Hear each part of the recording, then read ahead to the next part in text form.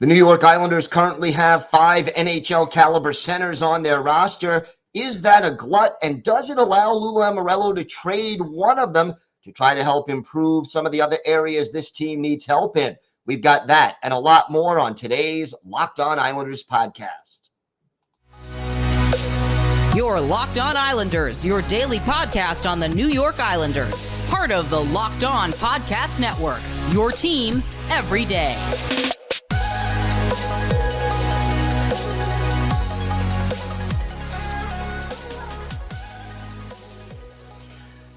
And welcome, everybody, to the Tuesday edition of the Locked On Islanders podcast, part of the Locked On Podcast Network, your team every day. I want to thank everyone for making Locked On Islanders your first listen every day. Don't forget to subscribe on YouTube, wherever you get your podcast. And hey, you could even hear us now on SiriusXM Radio on the SXM app. Just do a search for Locked On Islanders. We have got a lot to discuss on today's show. But first, if there's something Islanders related on your mind, if you have a question for us, maybe a comment about something we've discussed on the show or a topic you'd like us to analyze on a future episode, feel free to send us an email. The email address, lockedonislanders@gmail.com. And if you leave your first name and where you're from, we are happy to mention you on the show when we discuss whatever it is that's on your mind. You could also follow the show on Twitter at Locked On Isles, and you could follow me, Gil Martin, on Twitter at Ice Wars, NYR-VSNYI. We'll keep you up to date on all the latest Islanders news, notes, and happenings throughout this important off-season, whether it's hirings, firings, trade rumors, free agency, the draft, you name it, we'll have it covered for you right here on the Locked On Islanders podcast. So we've talked, everydayers, we've talked on this show a lot about the fact that the Islanders don't have a lot of cap space. And look, Lou Lamoriello has said he'd like to bring back all 4 of the unrestricted free agents who are, definitely on the big club if they come back. Zach Parise, if he doesn't retire. Semyon Varlamov, if he is willing to take a pay cut, and it sounded like he would.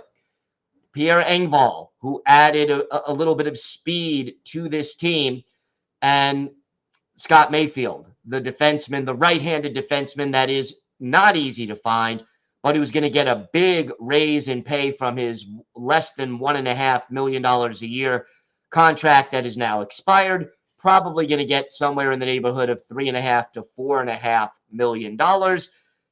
There's just not enough cap space, even if they are able to trade all of Josh Bailey's $5 million cap hit off the books to re-sign all 4 of those players, even if they sign relatively favorable contracts, and still find a way to get either the puck-moving defenseman that we know this team needs or a goal-scoring sniper that we know this team needs. So, obviously, if it's not going to be through free agency, then it's got to be through a trade, because the prospect pool, everydayers, we had Hadi Kalakesh on the show talking about our prospect pool last Thursday. That was an interesting show. I highly suggest that you check it out. But there are not a lot of NHL-ready players in the Islanders prospect pool who are going to come in and help this team right away. And if you think about it, when you don't have a first-round pick for this is now going to be the 4th year in a row, that's really not a big surprise. But we know the Islanders have 5 NHL-caliber centers. You got Bo Horvat, Mathew Barzal, Brock Nelson, you got J.G. Pageau, you got Casey Cizikas. 5 established NHL centers, veterans, all of them, very good at what they do, and certainly players who could help another NHL team. So is that a glut of centers? The old adage is you build your hockey team down the middle. You have your goalie, you have strong center icemen, and hopefully a couple of good really good defenseman at the very least, and you go from there. And the Islanders, center may be the only position they have in excess right now on the roster, with the possible exception of, bottom six winger. But that's another story for another day. Realistically speaking, is it possible that, well, look, there's two ways to solve this problem. The first way is to move one of those centers to the wing, and that's what the Islanders did last year after the trade deadline. Mathew Barzal, when Bo Horvat was acquired, they moved Barzy to the wing. And look, it was mixed results. Let's face it. It was an adjustment, certainly, for Barzal. The first few games he played before his injury, he and Bo Horvat seemed to have some pretty good chemistry between them, and that was certainly encouraging to see. And it's something that the Islanders definitely need if they're going to go forward and have some balanced scoring on more than one line. And, unfortunately, with the injury, Barzal missed the rest of the regular season, was able to come back for the playoffs, but still clearly wasn't 100%. But more importantly than that, because the Islanders still got into the playoffs, but more importantly, the Islanders were able to overcome that loss and still, get that first wild card spot, get into the playoffs. But it robbed Barzal of a chance to get better adjusted on the wing and to get more chemistry with Bo Horvat. And here's the thing. There is no rule etched in stone that says that Bo Horvat and Mathew Barzal have to be on the same line next season. Even if all five centers stay with the team, they do not have to be on the same line. And out of all the five centers, I think Barzal or Cizikas are the two guys you could move. We have seen Barzal play on the wing, as I mentioned, last year. Not long enough, but certainly we saw it. And we certainly saw Casey Cizikas, when injuries hit, move up to the wing on the third line or even on the second line. And look, Cizikas can do that. He can dig in the corners. He has a decent amount of speed. He's got physicality, and he's not a bad passer for a bottom six forward. So all things considered, if you're going to move one of them, you're going to keep all five guys on the roster. You're going to move one of them to the wing. You're either moving Barzal or Cizikas. Brock Nelson is a center through and through. J.G. Pageau is as well. Now, even though you designate Cizikas as a wing, if you move him, or Barzal as a wing, Cizikas is really good in the faceoff circle, and he can take faceoffs. I mean, winger Anders Lee used to take faceoffs instead of Barzal, because one thing that Barzy is not particularly good at is winning draws. But, that's one option. You can move one of those five centers to wing, and then you've got four centers. If injuries hit, you can always move one of them back, but you've got four lines covered and then some. But the other option, and that's what we're going to discuss after the break, is maybe you can move one of those guys, free up some cap space, and maybe make a move for that puck-moving defenseman or that scoring winger that this team needs so badly. So we will start to discuss that right after this. Today's episode is brought to you by eBay Motors. For a championship team, it's all about making sure every player is a perfect fit. Well, it's the same when it comes to your vehicle. Every part needs to fit just right. So the next time you need parts and accessories, head to eBay Motors. With eBay Guaranteed Fit, you could be sure every part you need fits right the first time around. Just add your ride to My Garage and look for the green check to know the part will fit or your money back. Because just like in sports, Confidence is the name of the game when you shop on eBay Motors. And with over 122 million parts to choose from, you'll be back in the game in no time. After all, it's easy to bring home a win when the right parts are guaranteed. Get the right parts, the right fit, and the right prices on ebaymotors.com. Let's ride. eBay guaranteed fit, only available to U.S. customers, eligible items only, exclusions apply. So if you're going to trade one of these 5 centers, who would it be? I think you got to take Bo Horvat and Brock Nelson off the list. I think, first of all, in 10 days, give or take, 10, 11 days, those guys have no trade clauses. They would have to waive them. I doubt they want to. For Bo Horvat, just moved from Vancouver, got his family here, negotiated the no trade clause.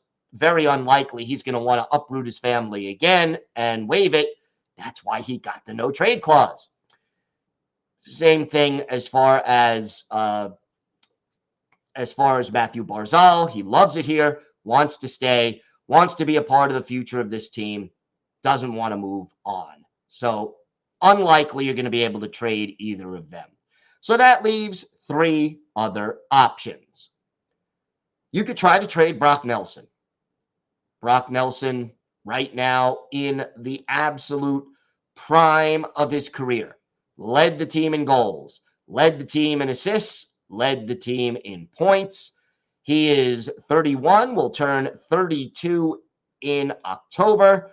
And look, you could trade Brock Nelson. It is certainly, though, there will be a big market for a player like Brock Nelson. His current salary cap hit $6 million.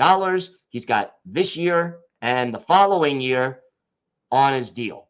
So that's at $6 million. Nelson is not overpaid, and there would definitely be a market for him. And there's a lot of everydayers and people commenting on YouTube and everywhere else. If Brock Nelson, you trade him now, the market for Brock Nelson will never be higher. You would get maximum return for him. The question is, how do you replace that production? Because you would need Bo Horvat to produce at a 35 goal pace with the Islanders. And that, by the way, only breaks you even with the if you trade away Brock Nelson now. You're freeing up $6 million in cap space. And if somehow you could throw Josh Bailey's $5 million of cap space in with that deal, you freed up $11 million of cap space. That's enough to bring in a big name sniper in a trade or an elite puck moving defenseman in a trade. You want to go nuts and get Erik Karlsson, and I'm not saying that would be realistic. You'd have the cap room if you were able to do it. If you're able to make a deal where Nelson and Bailey are both traded. The other option is to trade J.G. Pageau. Pageau, I don't know if you would certainly not get as much back. Pageau, right now, going to be 31 in November, so still in his prime, but getting toward the end of his prime. And he has that cap hit of $5 million. And, at $5 million with 3 years left on his current deal, you're getting diminishing returns most likely from Pageau, especially in the 3rd year remaining on the deal.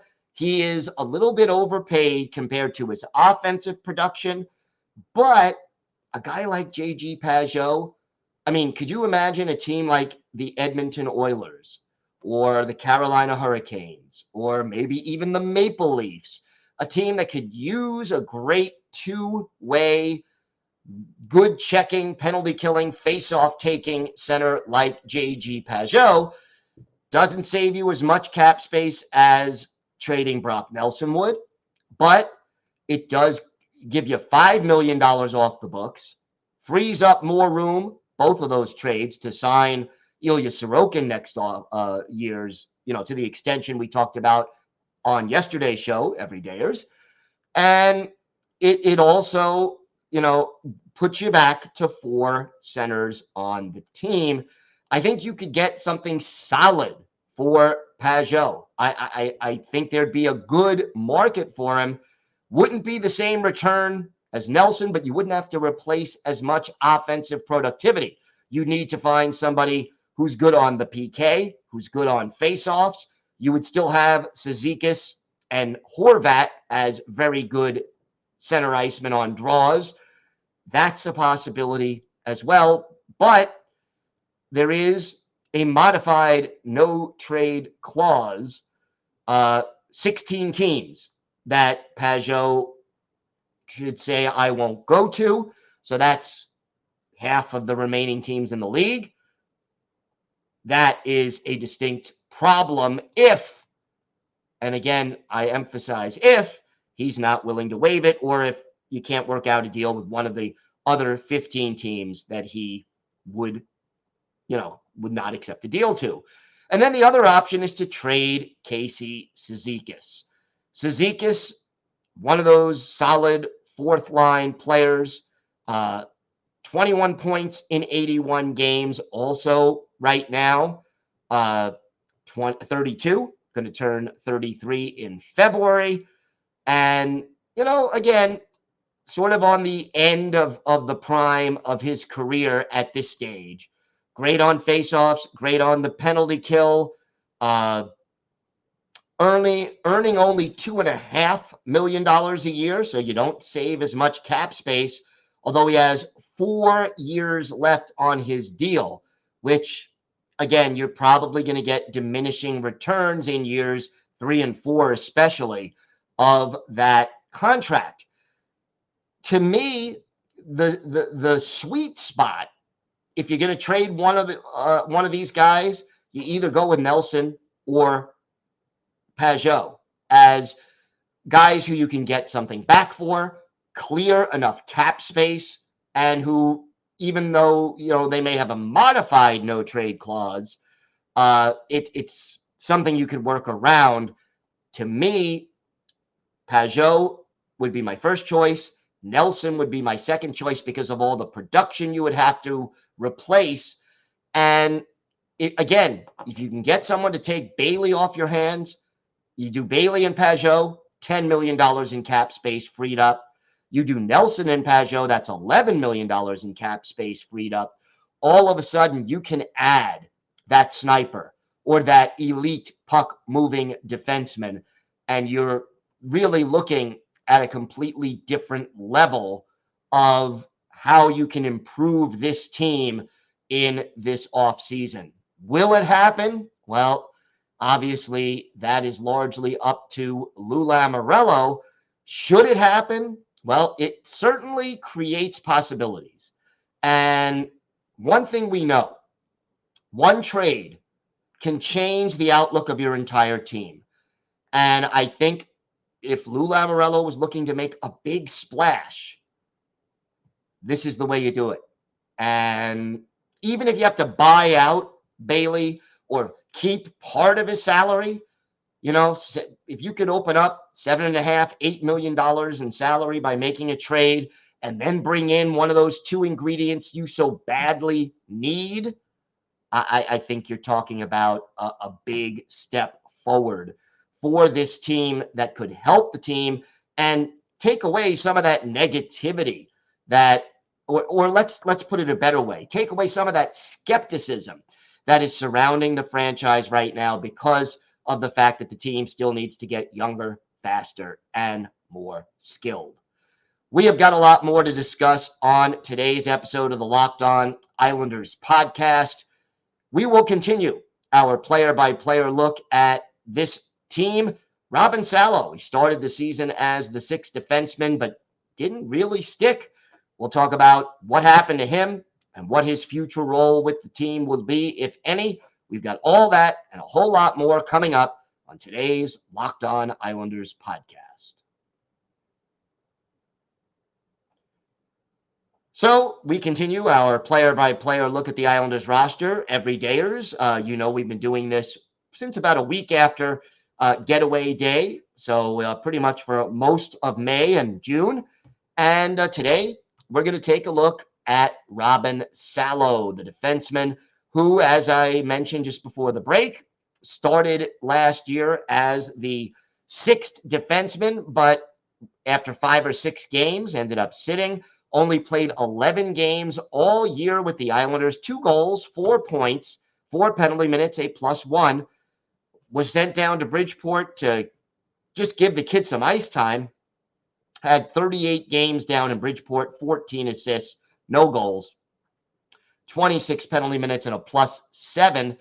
Salo, originally a second-round pick of the Islanders back in 2017. He's a native of Finland. He's going to turn 25 right around when the season starts on October 13th. 25, yeah, okay, defensemen take a little longer to develop, but let's face facts. Robin Salo not looking like a prospect at this point anymore. He is looking more and more like a player who is not part of this team's long-term plans. And, you look at the season, he played the first 4 games, then sat, injuries hit. From December 9th until December 22nd, he ended up playing in 7 more games. Both of his goals came in one game. That was the second game of the season against the Anaheim Ducks. It was a +4 in that game. But other than that, he played 17 minutes and 5 seconds in that game. After that, the ice time just went down, and he ended up having 4 games in which he played fewer than 10 minutes, and another game where he played only 10 minutes and 14 seconds. So not a lot of confidence in Salo. And, average ice time, 12:47, 1 blocked shot. Not gonna, hold on a second. That is incorrect, but not putting up the best numbers here for Robin Salo. 11 minutes and 11 seconds of ice time, 13 block shots in 11 games, 6 hits. Not the most physical guy. 9 shots on goal in 11 games, and again, just not seeing the ice time that you would hope that Salo was going to get. And it hurt him. It really did hurt him when you start looking at where you thought he was going to be at the beginning of the season and where he ended up. So I honestly believe that Salo is kind of on the outs with this organization as of right now. And it is more likely than not that, the Islanders move on from him and try to figure out a, sort of a new home for Robin Salo, because he just does not seem to be in the team's plans. Now, he's under contract for 1 more year at $800,000 per season. And then he becomes a restricted free agent in 2023, at the end of the 2023-2024 season. It would not shock me, again, to see Salo, who is a left-handed shot, to be the 7th defenseman / going up and down from Bridgeport. But he is looking more and more like one of those quadruple A players, where he is very good at Bridgeport or solid in the AHL, but not good enough to be an everyday NHLer. And at 6'2", 190, he's got the size. Sebastian Aho, who beat him out for the job, has a lot less size than Robin Salo, but worked hard and passed Salo on the depth chart. So I don't look for a lot of change in Robin Salo's status. Time now for our Islanders birthday of the day, and we're going to be a day early here, but Wednesday will be the 42nd birthday of former Islanders goalie Jan Denis. Denis, not drafted, went to Brown and spent 4 years at Brown University, made his NHL debut with the Montreal Canadiens from his home province of Quebec, and then joined the Islanders organization in 08-09. That was one of the many years Rick DiPietro dealt with serious injuries. And Jan Denis, who spent a lot of time in the AHL, played 31 games for the Islanders, which is more than half of his career NHL games. Had a 2.86 goals against average and a 910 save percentage. So in spite of the difficulties, Jan Denis had a pretty good season for the Islanders, trying to bail out a team that was at that point very young, very inexperienced, and battling a lot of injuries. We go back and look at one of Jan Denis' better games with the Isles, February 21st, 2009, at the Nassau Veterans Memorial Coliseum. Islanders hosting the New Jersey Devils. And in this game, the Islanders outshot 40-38, but end up winning the game 4-0 as Jan Denis gets a 40-save shutout. And for Denis, that was the second shutout of his NHL career. He had 3, 2 of them coming with your New York Islanders. In that game, you had goals by the Islanders from Sean Bergenheim, John Sim, Kyle Oposo, and Bill Guerin, with Oposo and Guerin scoring on the power play. But 40 saves by Jan Denis against a very good New Jersey Devils team. Scott Clemenson, by the way, was the goalie for New Jersey. So happy birthday to Jan Denis. He is our Islanders' birthday of the day. So I want to thank everyone again for making Locked On Islanders your first listen every day. Everydayers tomorrow on the show, we talk about Arno Durando. What was his season like? What is his possible future with the team like? And we'll have another update on Semyon Varlamov and what's going on with his situation and what it'll take to sign him. Until then, have a great day, everybody. Stay safe. And of course, let's go Islanders.